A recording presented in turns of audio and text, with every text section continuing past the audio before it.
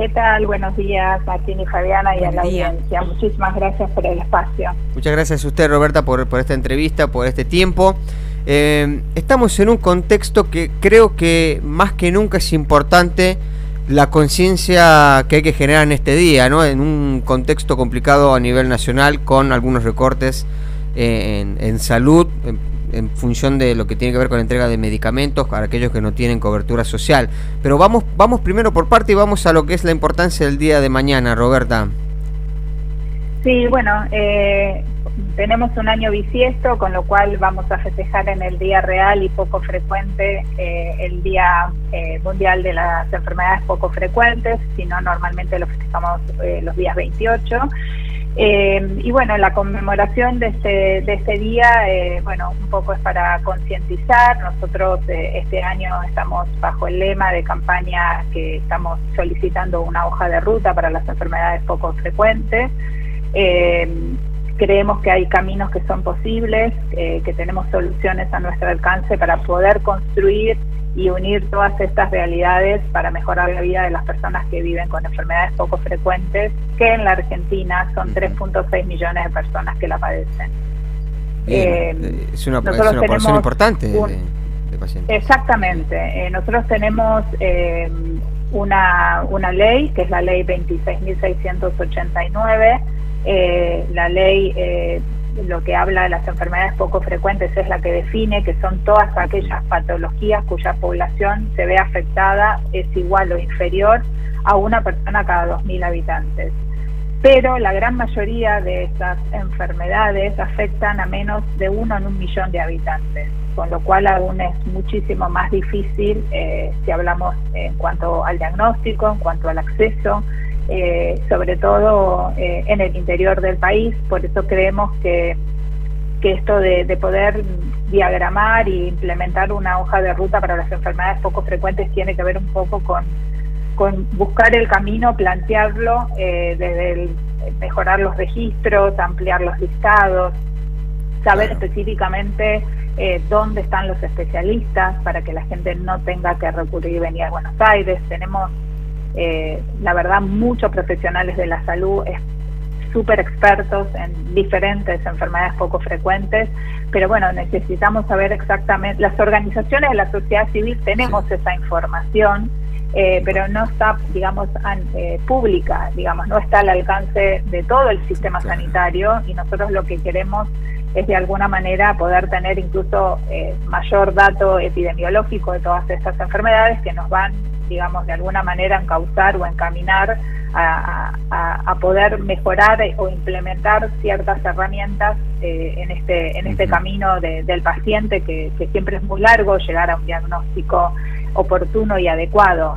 Claro. Normalmente se tarda entre 5 y 10 años llegar a un diagnóstico. Claro. Y en el medio se visitan muchos médicos, se hacen estudios innecesarios, se dan medicamentos que son errados, se obtienen incluso diagnósticos errados. Es decir, los procesos realmente son muy crueles tanto para la persona que la padece como para la familia. Claro.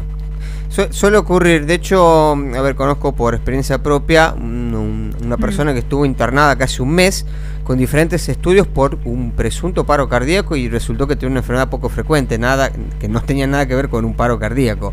Y en el medio se gasta mucho, porque estaba en el sector privado, y te cobra muchísimos los laboratorios, los chequeos, los diagnósticos.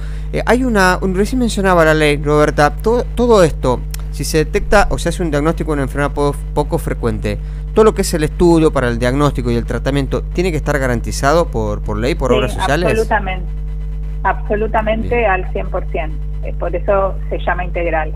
Es decir, tanto, digamos, todos los estudios diagnósticos que sean necesarios, como así después, digamos, si hay que hacer rehabilitaciones, o si hay medicamentos, porque solo hay medicamentos y hay tratamientos para el 95% de estas patologías. Es muy bajo el porcentaje. En la gran mayoría no hay realmente medicamentos, por eso también es importante poder apostar a la innovación terapéutica, a todas estas. Lo que nosotros queremos es poder establecer mecanismos sólidos que puedan de alguna manera garantizar el acceso a la salud sin debilitar la sostenibilidad de los sistemas sociales y sanitarios. Roberta, perdón, no escuché bien la cifra. ¿El 95% de los casos no tienen medicamento?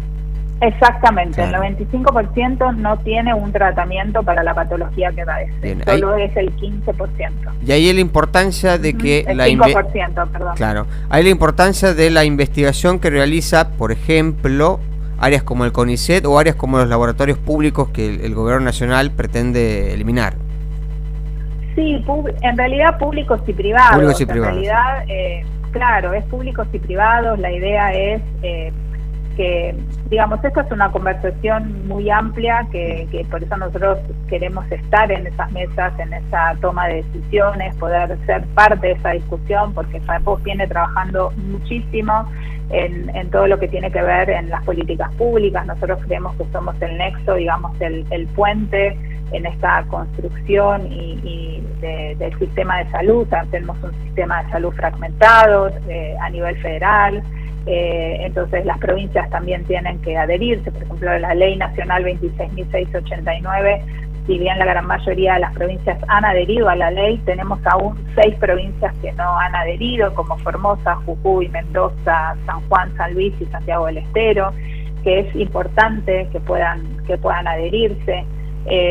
Si bien de todas maneras estas provincias o estos pacientes que están en estas provincias pueden hacer uso y derecho de esta ley, porque es una ley nacional, pero estaría bueno que en cada una de estas provincias pueda adherirse. Digamos, nosotros ahora quizás se ha agravado en este último tiempo, porque siempre que hay cambios de gobierno, la articulación y volver a empezar todos los engranajes, los cambios de persona, bueno, determinadas cosas programas que van cambiando, siempre obviamente nos cuesta. Nosotros también tenemos que empezar con los nuevos contactos, con las nuevas formas de llegada, y al paciente le pasa lo mismo, pero bueno, no es algo nuevo para nosotros, es algo de todos los días, y tenemos un sistema muy burocrático, lamentablemente, donde es muy agotador para el paciente. Por eso la problemática en general es obviamente llegar a un diagnóstico, pero una vez que uno tiene el diagnóstico, después la mochila que tiene que cargar esa familia en la vida diaria, claro, es muy compleja, en el sentido de que poder lograr que le den el medicamento en tiempo y forma, que no se lo retrasen, que no se lo recorten, que no se lo cambien, el tema de la presentación de las recetas, porque cuando uno entrega una receta o una medicación y tarda el sistema, después resulta que cuando se lo quieren aprobar esa receta está vencida, entonces claro, lo hacen ir al paciente de nuevo al hospital a conseguir una nueva receta. Entonces todo eso realmente es muy burocrático y es muy agotador y cansador. Roberta, buen día, Fabián Orqueda te saluda. ¿Ustedes Fabiana, como federación, tienen contacto con otros países, digamos, que están con otra realidad económica en cuanto para hacer comparación en cuanto a los medicamentos, para recibirlos? ¿Les mandan de otros países? ¿Cómo se manejan con ese tema? Nosotros trabajamos en diferentes grupos de trabajos internacionales. Estamos obviamente en contacto con otras federaciones de enfermedades poco frecuentes del resto de los países. Sobre todo tenemos mucha conexión con España. Sí. Ningún país del mundo por sí solo en realidad puede lograr brindar una atención que sea de calidad experimentada a cada una de las EPOF. Eso desde FAEPOF nosotros realmente lo sabemos, y también es impensado que en un país federal como el nuestro se pueda hacer en cada jurisdicción provincial, ¿no? Sí. Por más, digamos, convicción que uno tenga de querer hacerlo. Claro. Pero sí, en cambio, basados en estas buenas prácticas, sobre todo de España, nosotros creemos que los recursos existentes a nivel federal, trabajando obviamente con objetivos obviamente que sean comunes, creemos que esta hoja de ruta se puede dar donde podamos articular todos estos esfuerzos, identificar todas las iniciativas individuales de tanto de médicos especialistas, porque tenemos médicos muy importantes, muy buenos en nuestro país, donde tenemos que administrar mejor los recursos que tenemos. Claro. Claro. No se está trabajando en forma articulada, entonces cada uno trabaja en forma individual y entonces vos no estás optimizando los recursos no solamente de las prepagas, de las obras sociales, sino también del propio Estado y muchas veces también el paciente tiene que hacer gasto de bolsillo. Seguro. Y a veces no lo tiene porque es también una realidad.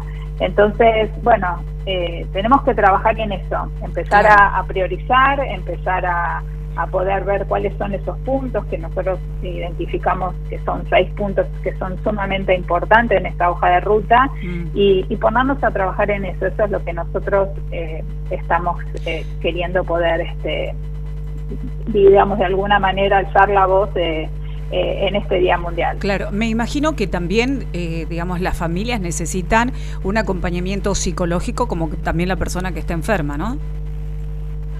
Exactamente, no solamente la persona se ve afectada, muchos pacientes tienen un tratamiento y quizás puedan hacer una vida dentro de lo normal, lo que llamamos normal, ¿no? Puede integrarse a la sociedad, pero tenemos otras personas que tienen una discapacidad importante y entonces ahí es donde vemos que tiene que haber una persona al cuidado de ese paciente, de ese familiar. Normalmente también hay un tema nosotros llamamos en algún sentido no solamente de discriminación, sino un tema de género, porque la realidad es que muchas de las mujeres en muchos hogares, ya sean madres, hermanas, hijas, tienen que quedarse al cuidado de esa persona, entonces quizás tiene que dejar su trabajo, tiene que dejar de estudiar, entonces es un ingreso menos en un hogar. Claro.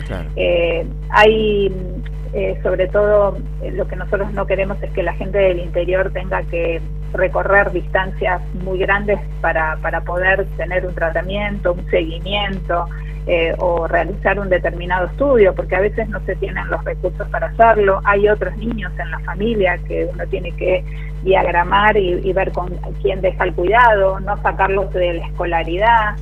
A veces tienen que venir porque necesitan un trasplante y entonces sí tienen que quedarse varios meses en un centro y entonces, bueno, los recursos a veces pierden los trabajos porque, bueno, el empleador no quiere esperar 2-3 meses a una persona, entonces pierden el trabajo. Es decir, la problemática realmente es muy grande y, bueno, nosotros por eso obviamente la parte psicológica y el apoyo, la salud mental es sumamente importante para todo el grupo familiar. Por supuesto. Sobre todo ustedes calculen que nosotros hicimos un estudio llamado Estudio en Serio, el capítulo Argentina, donde vimos que en las 24 jurisdicciones existen personas con enfermedades poco frecuentes y la edad promedio de esas personas no llega a 30 años. Claro.